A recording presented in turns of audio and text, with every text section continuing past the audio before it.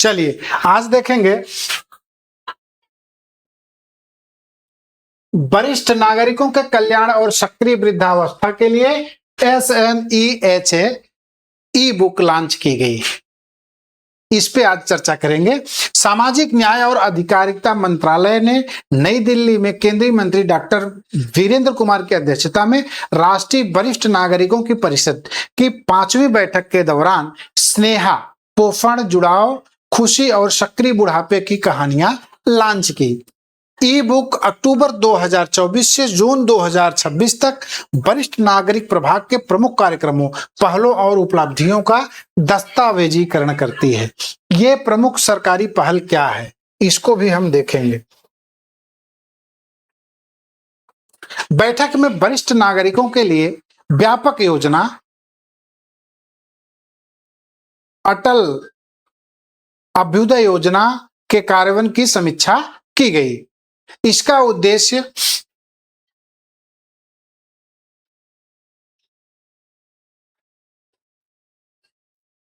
स्वस्थ, सम्मानजनक और सक्रिय बुढ़ापे को बढ़ावा देना, कमजोर बुजुर्ग व्यक्तियों की देखभाल और आश्रय प्रदान करना, सामाजिक और अंतर पीढ़ीगत सहायता प्रणालियों को मजबूत करना है। अब इसमें हम देखेंगे महत्वपूर्ण घटक और पहल कौन कौन से हैं।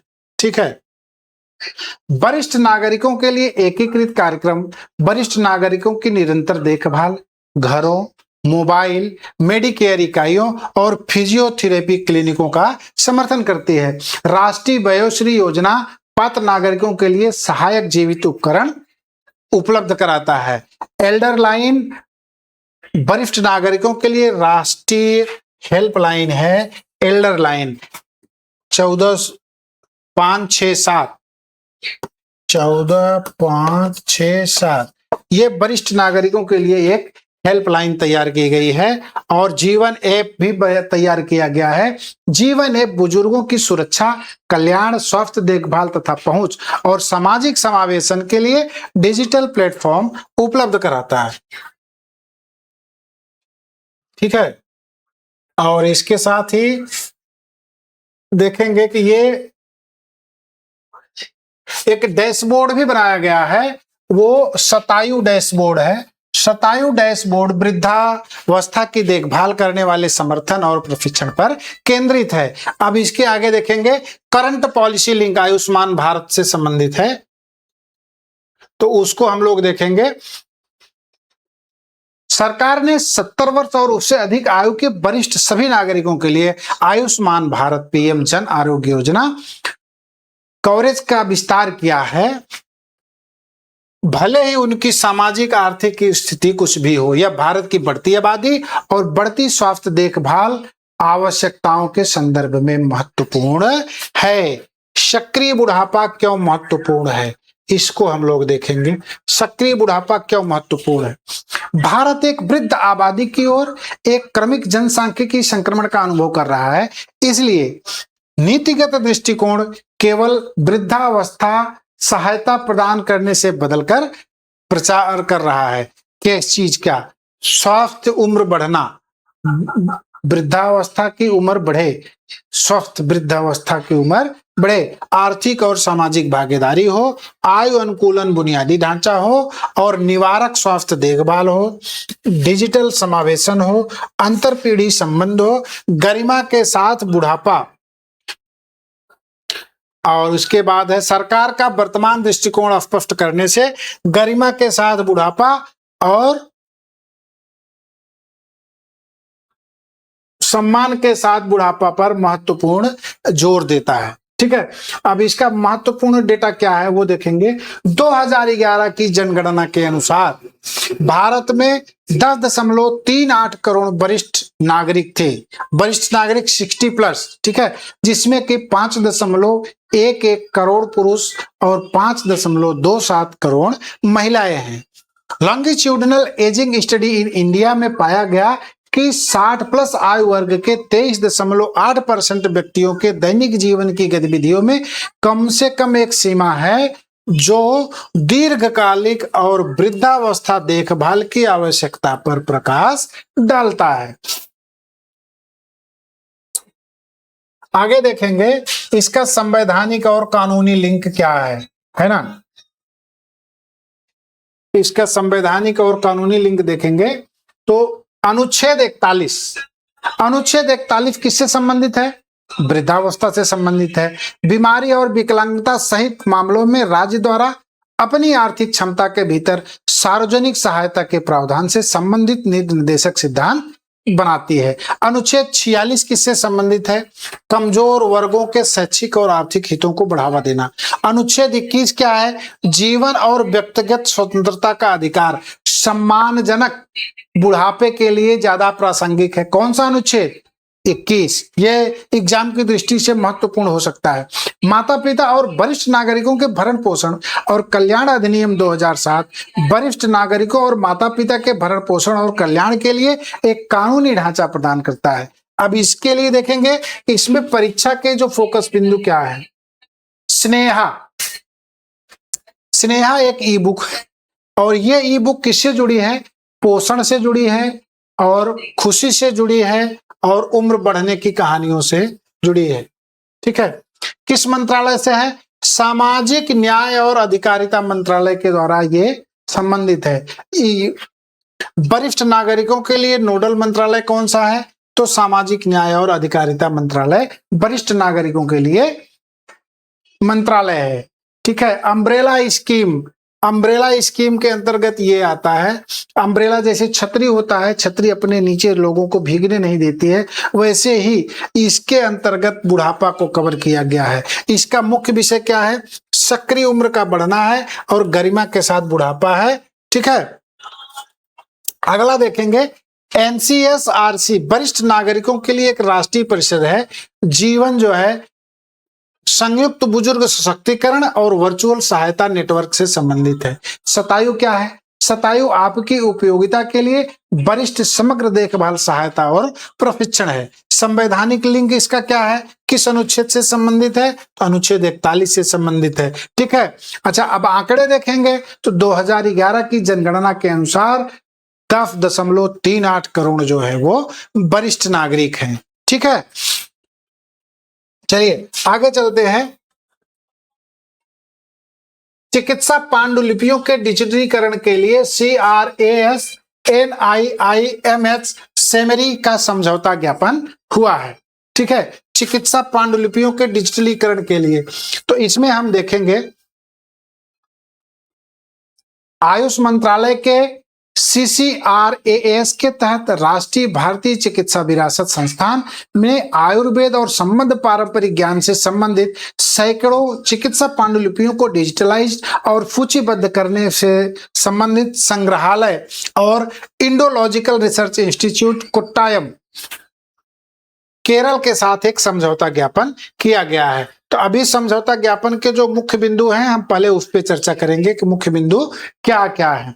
संस्थान इसमें कौन कौन से हैं? तो संस्थान है CCRAS और कौन है? NIIMH और इसमें सेमरी। इतनी संस्था 3 संस्थाएं जुड़ करके इस पे काम कर रही है। और ये किस स्थान पे है? कुमारनल्लूर कोट्टायम केरल में हुआ है। सेमरी संग्रह क्या है? मंदिरों के रिकॉर्ड सहित 30,000 पांडुलिपियां भी सेमरी संग्रह में है। इसका फोकस क्या है? डिजिटलीकरण प्लस चिकित्सा पांडुलिपियों की वर्णनात्मक सूची, डिजिटलाइजेशन होना है और चिकित्सा पांडुलिपियों की सूचीकरण करना है। इसका कैटलॉग विवरण क्या है? शीर्षक, लेखक, भाषा, स्क्रिप्ट, विषय, सामग्री, आयाम, फोलियो, स्थिति और उत्पत्ति। इसका रिपोजिटरी प्रारूप क्या है? तो आयुष पांडुलिपियों का उन्नत भंडार। व्यापक पहल क्या है? ज्ञान भारतम मिशन के तहत यह किया गया है। ज्ञान भारतम मिशन, इसका महत्व क्या है? आयुर्वेद की पाठ्य विरासत का संरक्षण करना है और भारतीय ज्ञान प्रणालियों में अनुसंधान को बढ़ावा देना है। ज्ञान भारतम मिशन क्या है? ज्ञान भारतम एक सरकारी पहल है जिसका उद्देश्य भारत की पांडुलिपियों विरासत का सर्वेक्षण, प्रलेखन, संरक्षण, डिजिटलीकरण और व्यापक प्रसार करना है।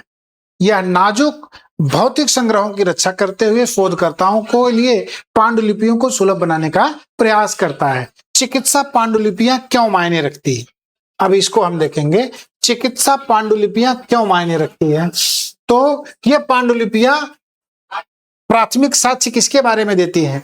आयुर्वेदिक चिकित्सा विज्ञान और मटेरिया मेडिका। मटेरिया मेडिका जो है वो चिकित्सा की पुस्तक है और नैदानिक अवधारणाओं के बारे में देता है। चिकित्सा ज्ञान का विकास होता है, पारंपरिक फार्मास्यूटिकल प्रथाओं को बल मिलता है, विद्वानों की परंपराएं और ज्ञान का प्रसारण होता है। इसके लिए अतिरिक्त जो महत्वपूर्ण तथ्य हम देखेंगे वो है CRAMS, केंद्रीय आयुर्वेदिक विज्ञान अनुसंधान परिषद। NIIMH, राष्ट्रीय भारतीय चिकित्सा विरासत संस्थान हैदराबाद। मंत्रालय कौन सा है, तो आयुष मंत्रालय है। ठीक है, चलते हैं आगे इसी विषय पे।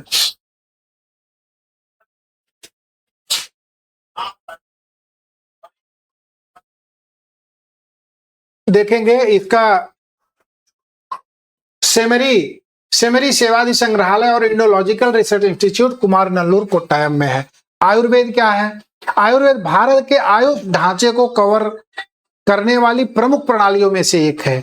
डिजिटलाइजेशन नाजुक पांडुलिपियों के भौतिक संचालन को कम से कम करने में मदद करता है, जबकि विद्वानों की पहुंच में सुधार करता है। यह पहल पांडुलिपि, पाठ्य आलोचना, डिजिटल संरक्षण और चिकित्सा के इतिहास का समर्थन करती है। अब इसका देखेंगे संवैधानिक लिंक क्या है। सॉरी, संवैधानिक लिंक जो है अनुच्छेद 29, विशिष्ट भाषा, लिपि और संस्कृति के संरक्षण का अधिकार अनुच्छेद 29 में आता है, जिसमें कि विशिष्ट भाषा, लिपि और संस्कृति के संरक्षण का अधिकार है, जिसके तहत इसको संरक्षित किया जा रहा है। अनुच्छेद 51A भारत की समग्र संस्कृति की समृद्ध विरासत को महत्व देने का काम करती है। अनुच्छेद 51AF और संरक्षित करना मौलिक कर्तव्य में आता है। ठीक है, SDG 11.4 दुनिया की सांस्कृतिक और प्राकृतिक विरासत की रक्षा और सुरक्षा के प्रयासों को मजबूत करना। ठीक है, अब इसमें देखेंगे इसका परीक्षा के जो फोकस पॉइंट हैं वो क्या क्या है। परीक्षा के फोकस पॉइंट में वर्तमान CCRAMS NIIMH ने चिकित्सा पांडुलिपि डिजिटलीकरण करने के लिए सेमरी के साथ समझौता ज्ञापन किया है। चिकित्सा पांडुलिपियों का डिजिटलीकरण करने के लिए समझौता ज्ञापन पे हस्ताक्षर हुए हैं। किस राज्य में हुए हैं? केरल में हुए हैं। और वो किस जिले से संबंधित है? तो कोट्टायम जिले से संबंधित है। सेमरी में पांडुलिपियां कितनी हैं? सेमरी के पास पांडुलिपियां 30,000 से ज्यादा है। मुख्य विषय क्या है? आयुर्वेद और पारंपरिक चिकित्सा ज्ञान को संरक्षित करना। इसके लिए नोडल मंत्रालय कौन है? आयुष मंत्रालय है। CCRAS का मुख्यालय कहाँ पे है? नई दिल्ली में है। NIIMH का मुख्यालय कहाँ पे है? हैदराबाद में है।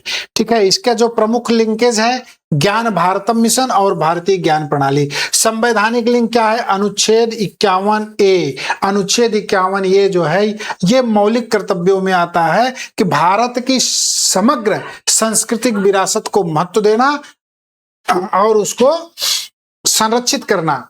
ठीक है ना, तो ये चीजें आपको कैसी लगी जरूर हमें कमेंट करके बताइएगा और हमारे चैनल पे बने रहिएगा। ऐसे ही करंट अफेयर की क्लास लेकर के हम आते रहेंगे। विजय ग्लोबल स्टडीज की डेली करंट अफेयर क्रॉनिकल में आपका स्वागत है। धन्यवाद।